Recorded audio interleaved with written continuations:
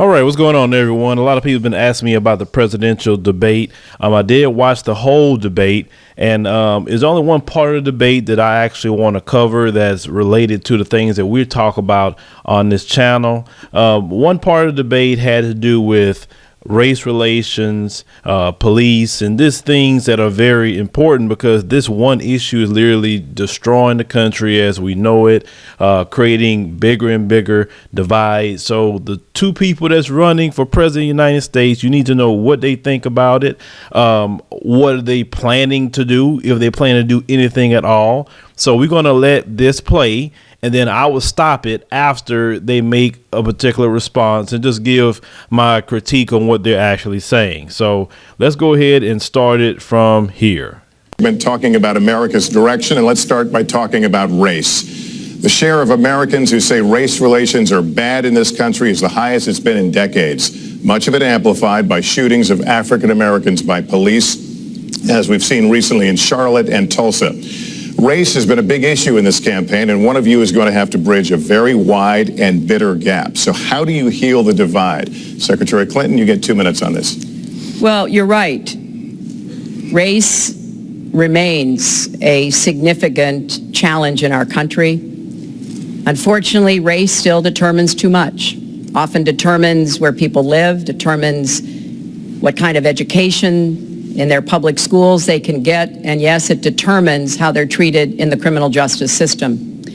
We've just seen those two tragic examples in both Tulsa and Charlotte. And we've got to do several things at the same time. We have to restore trust between communities and the police. We have to work to make sure that our police are using the best training, the best techniques, that they're well prepared to use force only when necessary. Everyone should be respected by the law, and everyone should respect the law. Right now, that's not the case in a lot of our neighborhoods. So I have, ever since the first day of my campaign, called for criminal justice reform. I've laid out a platform that I think would begin to remedy some of the problems we have in the criminal justice system. But we also have to recognize, in addition to the challenges that we face with policing, there are so many good, brave police officers who equally want reform. So we have to bring communities together in order to begin working on that as a mutual goal. And we've got to get guns out of the hands of people who should not have them. The gun epidemic is the leading cause of death of young African American men, more than the next 9 causes put together.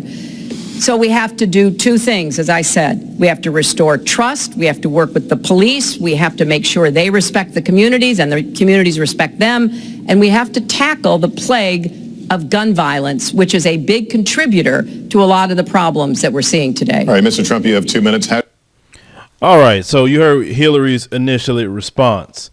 I didn't hear any policy that Hillary Clinton, at least in that response, was stating that she's going to do to help bridge the racial divide and also fix the issue of police brutality. She's still doing her talking points about racism. Yes, we all know racism exists. We all know in every area of the country, it is a white supremacist society. We get that. But you did not state one thing that you're going to do to put an end to it. You stated that the police needed training. We stated in another video before, the police have a lot of training. They just don't use that training on black people, except the training to shoot center mass. That's the training they use. They don't use the de-escalation tactics that they use on other people, especially when we see what white folks. White folks have guns, white folks have knives, and for some reason they get taken in alive. But a black person just look at them funny and they end up shooting them dead. So I haven't heard a thing from Hillary Clinton at all. Now you remember that the email leak that came out by the DNC to Black Lives Matter that states don't give any concrete policy at all. Don't take sides. Just give a bunch of BS answer. And that's what Hillary Clinton did in this. Now let's hear what Donald Trump say he would do. How do you heal the divide? Well, first of all, Secretary Clinton doesn't want to use a couple of words, and that's law and order. And we need law and order. If we don't have it, we're not going to have a country. And when I look at what's going on in Charlotte, a city I love, a city where I have investments, when I look at what's going on throughout various parts of our country, whether it's, I can just keep naming them all day long. We need law and order in our country. And I just got today, as you know, the endorsement of the Fraternal Order of Police. We just came in. We have endorsements from, I think, almost every police group, a large percentage of them in the United States. We have a situation where we have our inner cities, African Americans, Hispanics, are living in hell because it's so dangerous. You walk down the street, you get shot.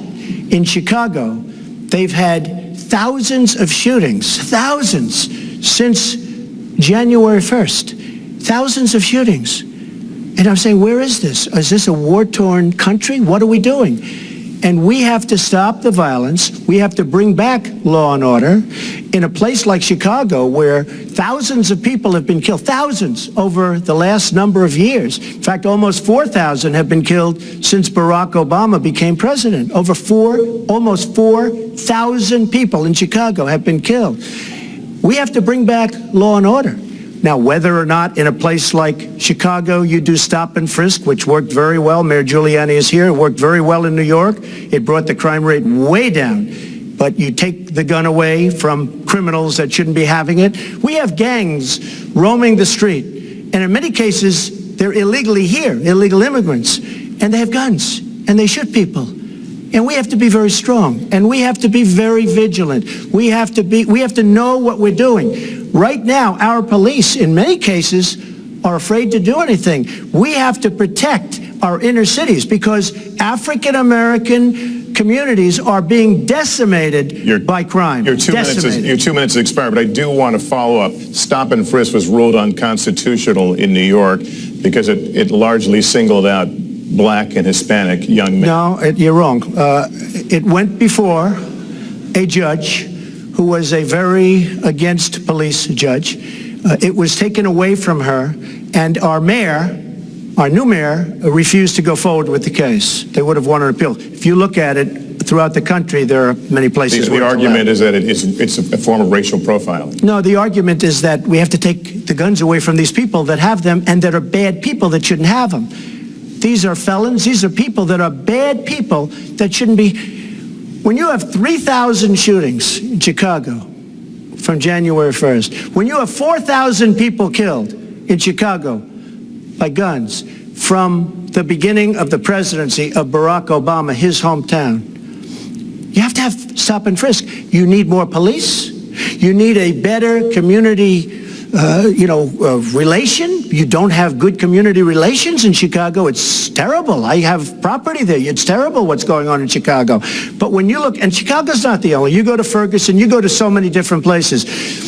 You need better relationships. I agree with Secretary Clinton on this. You need better relationships between the communities and the police because in some cases it's not good. But you look at Dallas where the relationships were really studied. The relationships were really a beautiful thing. And then 5 police officers were killed one night very violently. So there's some bad things going on, some really bad things. But we need, Lester, we need law and order. And we need law and order in the inner cities because the people that are most affected by what's happening are African American and Hispanic people. And it's very unfair to them what our politicians are allowing to happen. Secretary Clinton. All right. So in this exchange, Donald Trump, he at least presented policy. He stated that the way he's going to try to heal the racial divide and police is bring a policy back in that was deemed unconstitutional, a policy which is stop and frisk, that they always targeted Black and Hispanic people. This is what Donald Trump wants to do. Now, if we remember, we look at the FBI numbers, he actually should be doing stop and frisk on more white folks than anybody else. But he's not going to do that at all. more police officers are killed by white folks than any other group. That's a fact. But yet he won't do that to white folks. He want to make sure to do it to black folks and Hispanic folks. So Donald Trump did set some sort of policy. Hillary Clinton did not, at least in that exchange. What that policy Donald Trump want to bring in is this. He's going to make it where it's going to be almost a riot every doggone week, because when they start stopping and frisking people, they're going to end up killing more people than what they're doing now. And then it's going to be just worse. What Hillary Clinton is proposing to do is basically more of the same thing, not much of nothing. And we're still going to be dealing with the same issues we have now. So now one of them really presenting anything that's going to heal the racial divide or fix the issue of police brutality at all. Now she's going to make a response. So let's go ahead and hear her response. Well, I've heard Donald say this at his rallies, and it's really unfortunate that he paints such a dire, negative picture of black communities in our country. Ugh. You know, the vibrancy of the black church, the black businesses that employ so many people, the opportunities that so many families are working to provide for their kids. There's a lot that we should be proud of and we should be supporting and lifting up. But we do always have to make sure we keep people safe. There are the right ways of doing it, and then there are ways that are ineffective. Stop and frisk was found to be unconstitutional, and in part because it was ineffective. It did not do what it needed to do. Now, I believe in community policing, and in fact, violent crime is 1/2 of what it was in 1991. Property crime is down 40%. We just don't want to see it creep back up. We've had 25 years of very good cooperation, but there were some problems, some unintended consequences. Too many young African American and Latino men ended up in jail for nonviolent offenses, and it's just a fact that if you're a young African American man and you do the same thing as a young white man, you are more likely to be arrested, charged, convicted, and incarcerated. So we've got to address the systemic racism in our criminal justice system. We cannot just say law and order. We have to say we have to come forward with a plan that is going to divert people from the criminal justice system, deal with mandatory minimum sentences, which have put too many people away for too long for doing too little. We need to have more second chance programs.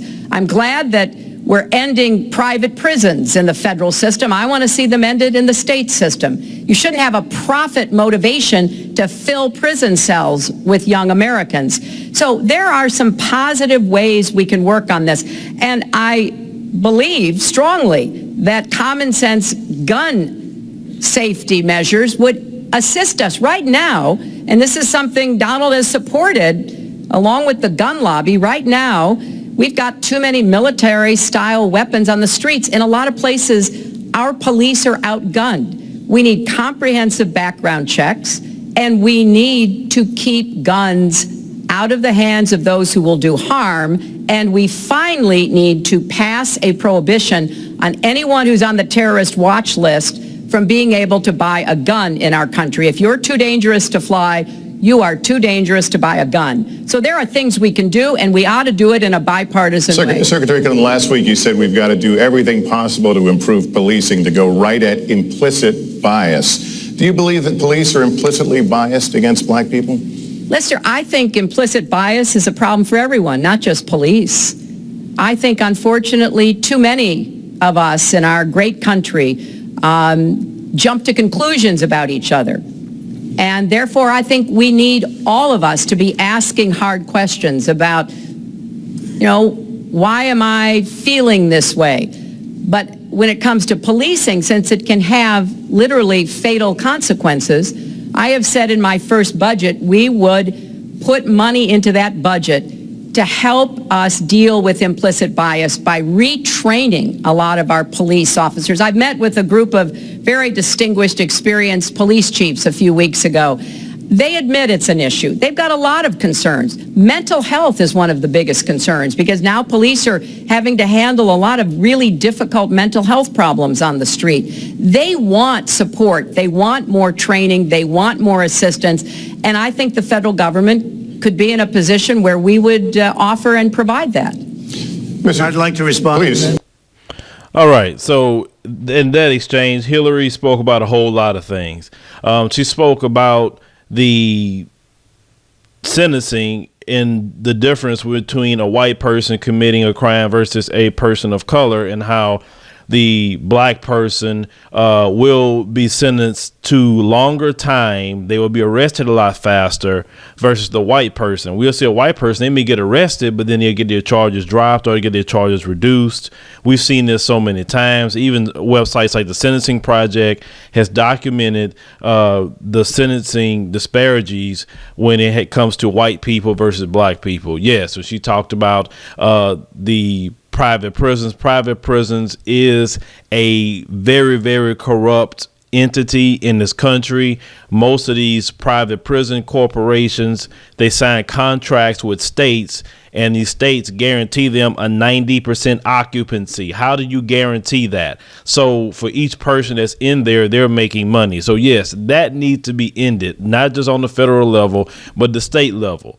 Good suggestions, Hillary. She talks about the police with some sort of training about bias. The only way you're going to get rid of bias, racism, is it has to have a zero tolerance policy, and you have to make examples of cops who use racial slurs, have white supremacist material, or do anything outside of the law that they should not be doing. And once you make examples out of them by firing them and set that as the status quo, then they won't feel as comfortable doing those things. If you have a cop with a white supremacist tattoo on him, he should not be employed, and if he's found out with one, he needs to be terminated. I mean, there's a lot of things you could do. I agree with her about the mental health aspect of police officers. I think police officers need to see a psychologist once a month due to the things that they see, because you have a lot of cops get into that job and then they eventually develop PTSD, believe it or not, if you do the research. And I think the federal government should pay for every bit of their treatment. And if they are deemed by a psychologist as someone that needs to take some time off and go through some treatment, I think they should get paid administrative leave for that. I'd rather them get paid administrative leave for treatment than paid administrative leave for killing a person in the street that possibly they could have dealt with. Because a lot of these cops, some of them are race soldiers, but then some of them are so screwed up in their head and they need some treatment. A lot of times that's why they're so quick to shoot too. There's a lot of things that go along with that when it comes to cops. But Hillary says she's going to put some money aside for training. And yes, cops know that there's a bunch of white supremacists running around. The FBI knows there's a bunch of white supremacists running around in the different police departments. We know this. But at the same time, you still haven't gave me something concrete. That with the initial question was, what are you going to do to heal the divide? What are you going to do about the police brutality issue? And I still haven't heard, when I get in office, I'm going to do X, Y, and Z, and this is my policy. Donald Trump's the only one said that he's going to bring a policy of stop and frisk. But we'll hear Donald Trump's response to what he just said. First of all, I agree, and a lot of people, even within my own party, want to give certain rights to people on watch lists and no-fly lists. I agree with you. When a person is on a watch list or a no-fly list, and I have the endorsement of the NRA, which I'm very proud of. These are very, very good people, and they're protecting the Second Amendment. But I think we have to look very strongly at no-fly lists and watch lists. And when people are on there, even if they shouldn't be on there, we'll help them. We'll help them legally. We'll help them get off. But I tend to agree with that quite strongly. I do want to bring up the fact that you were the one that brought up the word super predator about young black youth. And that's a term that I think was it's been horribly met, as you know. I think you've apologized for it. But I think it was a terrible thing to say. And when it comes to stop and frisk, you know, you're talking about taking guns away. Well, I'm talking about taking guns away from gangs and people that use them.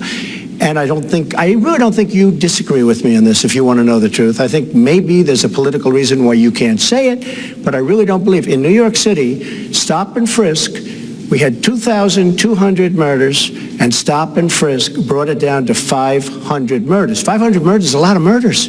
Hard to believe. 500 is like supposed to be good. But we went from 2,200 to 500, and it was continued on by Mayor Bloomberg, and it was terminated by current mayor.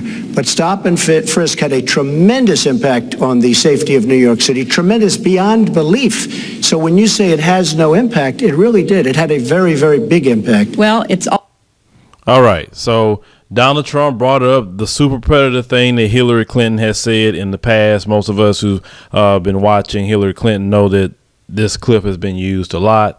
The only thing I would say about the super predator comment, yes, it is very racist, that comment that she used. But I will give Hillary a little credit that she acknowledged it. Of course, she acknowledged it on tape. And that's something that she shouldn't have said versus Donald Trump. When he's asked about things that he said in the past, he don't really want to own up to it, even though you have it on tape. Now, he's still riding the thing about stop and frisk. Donald Trump. The thing is, it's unconstitutional. Stop talking about it. You're not going to bring that in. You're going to make things worse in this country than it already is. But yet he's adamant about the stop and frisk. But we'll go ahead and let Hillary respond. also fair to say, if we're going to talk about mayors, that under the current mayor, crime has continued to drop, including murders. So there is... You're wrong. No, I'm not. Murders are up. All right, you're checking. New York has You're done checking. an excellent job, and I give credit. I give credit across the board, going back to mayors, to police chiefs, because it has worked, and other communities need to come together to do what will work as well. Look, one murder is too many, but it is important that we learn about what has been effective and not go to things that sound good that really did not have the kind of impact that we would want. Who disagrees with keeping neighborhoods safe? But let's also add, no one should disagree about respecting the rights of young men who live in those neighborhoods. And so we need to do a better job of working again with the communities, faith communities, business communities, as well as the police, to try to deal with this problem. This conversation is about race, and so, Mr. Trump, I have to ask you... But I'd like to... All right. So Hillary made a response about the stop and frisk. And, you know, that policy, as I stated before, is just not a good policy, but we'll go on and let Trump respond. Just respond, if I might? Please, 20 seconds. I'd just like to respond. Please respond, then I've got to I will. follow up. Look, the African-American community has been let down by our politicians. They talk good around election time, like right now, and after the election, they said, see you later, I'll see you in 4 years. The African-American community, look, the community within the inner cities has been so badly treated. They've been abused and used in order to get votes by Democrat politicians, because that's what it is. They've controlled these communities for up to 100 years. Mr. Trump, let me... Well, Unbroken. And I will tell you, you look at the inner cities, and I just left Detroit, and I just left Philadelphia, and I just, you know, you've seen me, I've been all over the place. You decided to stay home, and that's okay. But I will tell you, I've been all over, and I've met some of the greatest people I'll ever meet within these communities, and they are very, very upset with what their politicians have told them and what their politicians have done. All right. So, you know, Donald Trump, you know, he went for the jugular about the Democrats, basically saying that, you know, for the past 50 years and including the past 8 years that we had our first black president, that we didn't get anything out of our first black president or the Democrats for the past 50 years. You know, I have to accept the truth from what Donald Trump just said in this. Any black person who look at our community or look around will have to accept that is a fact. We do not see any Democrats unless something's going on or unless election time is here. And then we get a bunch of BS. We don't get concrete policy. Then we vote for them wholesale. And then, hey, that's the end of it. We do not see them anymore. You know, I don't see anything that Hillary could say that would be good enough to counter that truth, but we'll go ahead and play it.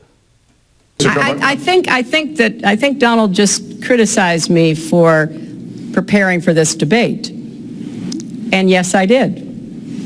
And you know what else I prepared for? I prepared to be president. and I think that's a good thing. Mr. Trump, for 5 years, you perpetuated. Okay, just like I said, she's worrying about what he said about where she was at instead of her responding and saying, no, this is what we did to help the African American community for the past 50 years. She did not have a response to what he said. So really on that point, Trump just really hit her with a right hook. He did. We have to accept that. A false claim that the nation's first black president was not a natural-born citizen. You question his legitimacy. In the last couple of weeks, you acknowledge what most Americans have accepted for years: the president was born in the United States. Can you tell us what took you so long? I'll tell you just very simple to say. Sidney Blumenthal works for the campaign and very close friend of Secretary Clinton, and her campaign manager, Patty Doyle, went to, during the campaign, her campaign against President Obama, fought very hard, and you can go look it up and you can check it out. And if you look at CNN this past week, Patty Solis Doyle was on Wolf Blitzer saying that this happened. Blumenthal sent McClatchy, highly respected reporter at McClatchy, to Kenya to find out about it. They were pressing it very hard. She failed to get the birth certificate. When I got involved, I didn't fail. I got him to give the birth certificate. So I'm satisfied with it, and I'll tell you why I'm satisfied with it. That was because I want to get on to defeating ISIS, because I want to get on to creating jobs, because I want to get on to having a strong border, because I want to get on to things that are very important to me and that are very important to the country. I will let you respond. It's important, but I just want to get the answer here. The birth certificate was produced in 2011. You continued to tell the story and question the president's legitimacy in 2012, 13, 14, 15, as recently as January. So the question is, what changed your mind? Well, nobody was pressing it. Nobody was caring much about it. I figured you'd ask the question tonight, of course, but nobody was caring much about it. But I was the one that got him to produce the birth certificate, and I think I did a good job. Secretary Clinton also fought it. I mean, you know, now everybody in mainstream is going to say, oh, that's not true. Look, it's true. Sidney Blumenthal sent a reporter. You just have to take a look at CNN last week, the interview with your former campaign manager, and she was involved. But just like she can't bring back jobs, she can't produce. I'm sorry, I'm just going to follow up, and I will let you respond to that because there's a lot there. But we're talking about racial healing in this segment. What do you say to Americans? Well, it was I say nothing. I say nothing because I was able to get him to produce it. He should have produced it a long time before. I say nothing. But let me just tell you, when you talk about healing, I think that I've developed very, very good relationships over the last little while with the African American community. I think you can see that. And I feel that they really wanted me to come to that conclusion, and I think I did a great job and a great service, not only for the country, but even for the president, in getting him to produce his birth certificate. Secretary Clinton. Oh, my God, Donald Trump. You could have just shut all that down by answering and say yes. When he presented the birth certificate in 2011, I kept on because I really didn't believe it at the time. I got more educated on the situation up until 2016. I accepted the truth for what it was, and now this is my position. That's all you had to say. You didn't have to do all that explaining, Trump. I mean, why? It was no reason to explain all that. But he says his relationships with the African American community has been better or whatever. You've seen him in churches, you've seen him doing this and that and the third. I don't really see how good his relationship are with black people. I haven't seen him have one rally where all his rally is full of black people. I just haven't seen it. Every time I look up, his rallies are a lily white affair. At least what I see. Now, he would change my mind if he would come to an area that's just populated with black people and most of the black people be up there, black people be behind him. Then I say, okay, well, maybe Trump trying something a little different. I haven't seen that yet. All I've seen is you try to address black people in front of a crowd of let's find the black person in the all white crowd. That's just from what I've seen. So going to black churches, that's not even the thing to do anymore because a lot of black people don't even fool with the black church anymore. I mean, you do better going to talk to different activist groups and having them set up meetings if you really want to talk to black people. You know, I'm just saying. But a lot of people would say that they don't know what you're talking about your relationship. Yes, we do see you actually reaching out, trying some stuff. But then you say this crap, like you said earlier, that you want to bring in stop and frisk, which sit up there and will be the police harassing black folks for nothing, which is unconstitutional. So you try to take a step forward and kick yourself 100 steps back when you open your mouth about certain policies that you want to implement. Well, let's go on here. Mama Hillary got to say. Well, just listen to what you heard. And clearly, as Donald just admitted, he knew he was going to stand on this debate stage and Lester Holt was going to be asking us questions. So he tried to put the whole racist birther lie to bed. But it can't be dismissed that easily. He has really started his political activity based on this racist lie that our first black president was not an American citizen. There was absolutely no evidence for it, but he persisted. He persisted year after year because some of his supporters, people that he was trying to bring into his fold, apparently believed it or wanted to believe it. But remember, Donald started his career back in 1973 being sued by the Justice Department for racial discrimination because he would not rent apartments in one of his developments to African Americans, and he made sure that the people who worked for him understood that was the policy. He actually was sued twice by the Justice Department. So he has a long record of engaging in racist behavior. And the birther lie was a very hurtful one. You know, Barack Obama is a man of great dignity. And I could tell how much it bothered him and annoyed him that this was being touted and used against him. But I like to remember what Michelle Obama said in her amazing speech at our Democratic National Convention. When they go low, we go high.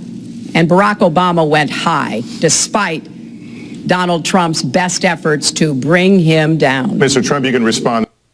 All right. So everything Hillary Clinton says, not much really I can follow behind that. I mean, for the most part, she's right in response to Donald Trump. Now, she did bring up that lawsuit that Donald Trump was involved in, I think back in 1973, where he discriminated against black and Hispanic tenants when renting apartments. But let's go ahead and hear what he got to say in return. Then we're going to move on I to would the next love to segment. respond. First of all, I got to watch in preparing for this some of your debates against Barack Obama. You treated him with terrible disrespect. And I watched the way you talk now about how lovely everything is and how wonderful you are. It doesn't work that way. You were after him. You were trying to. You even sent out, or your campaign sent out, pictures of him in a certain garb. Very famous pictures. I don't think you can deny that. But just last week, your campaign manager said it was true. So when you try to act holier than thou, it really doesn't work. It really doesn't. Now, as far as the lawsuit, yes, when I was very young, I went into my father's company, had a real estate company in Brooklyn and Queens, and we, along with many, many other companies throughout the country, it was a federal lawsuit, were sued. We settled the suit with no admission of guilt. It was very easy to do, but they sued many people. I notice you bring that up a lot, and I also notice the very nasty commercials that you do on me in so many different ways, which I don't do on you. Maybe I'm trying to save the money, but frankly, I look at that and I say, isn't that amazing? Because I settled that lawsuit with no admission of guilt, but that was a lawsuit brought against many real estate firms, and it's just one of those things. I'll go on one step further. In Palm Beach, Florida, tough community, a brilliant community, a wealthy community, probably the wealthiest community there is in the world. I opened a club and really got great credit for it. No discrimination against African Americans, against Muslims, against anybody. And it's a tremendously successful club, and I'm so glad I did it. And I have been given great credit for what I did, and I'm very, very proud of it. And that's the way I feel. That is the true way. All right. So you heard Donald Trump's little response just now to the lawsuit. When you settle out of court, you settle because you don't think you're going to win. So you try to settle with the person to avoid losing and paying more money than you would have paid if you would have settled. So Donald Trump, don't say nothing about guilt. You know good and well you guys wouldn't go win that lawsuit because you were being discriminatory to black and Hispanic people in the area of renting apartments. Now, you said a lot of people got sued. That means it's widespread. That's all it meant at that time period. And he stated it was one of those things. Yes, it was one of those things to discriminate against people in the area of housing. I understand that because of the society that we live in. So don't think you did a great thing, Donald Trump, by, saying what you said about a lawsuit. Now, Donald Trump, brought up the fact that Hillary was being nasty to him and doing all these, slick ads, which, I agree with that. And of course, he's basically making his threat that he gonna put all her dirt on Front Street. We all know what the dirt is with her husband and Monica Lewinsky, Jennifer Flowers, and all the different women that her husband was a sexual deviant with while he was still with her. So, expect that to come out from Donald Trump any day now, because, that's really what he has in his back pocket is, slinging mud. But when it comes to concrete policy out of both of them, the only one that gave some sort of policy to me was Donald Trump, and his was unconstitutional. It's not going to look good for black people dealing with Trump and the police. Hillary is probably going to be a continuation of what Barack Obama's already done, and maybe she may add a few things to it. We don't know, but we're doing this video just to give you some sort of, response to think about what they said on this issue, which is a very important issue and an issue that's literally destroying the country right now, literally, and no one is doing anything about it. So let me know in the comments what you think about Hillary Clinton and Donald Trump and their response to this very important topic. Share the video with your friends and family. Like the video if you like the commentary, and subscribe for more news stories.